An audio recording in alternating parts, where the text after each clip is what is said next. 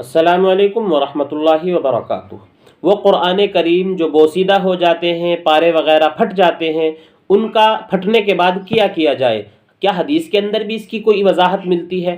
تو اس کے بارے میں فتاوی قاسمیہ کے اندر یہ لکھا ہوا ہے کہ زیادہ مناسب یہ ہے کہ ان کو کسی ڈرم کے اندر یا کسی ایسے بڑے برتن کے اندر رکھ کر جلا دیا جائے اور ان کی راکھ کو بڑے احترام کے ساتھ اکٹھا کیا جائے، پھر اس راکھ کو قبرستان وغیرہ میں دفن کر دیا جائے۔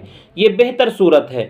دوسری صورت یہ لکھی ہوئی ہے کہ وہ جو پرانے قرآن کریم ہیں یا جو پارے وغیرہ پھٹے ہوئے ہیں، ان کو آپ لے جا کر اسی طریقے سے قبرستان کے اندر دفن کر سکتے ہیں، لیکن اس کے اندر اندیشہ یہ ہوتا ہے کیونکہ کاغذ زمین کے اندر جلدی سے نہیں گلتا، بارش وغیرہ کی وجہ سے اگر مٹی ہٹ جائے تو وہ پھر سے اوپر آ جاتے ہیں، پھر ان کی بے ادبی ہوتی ہے۔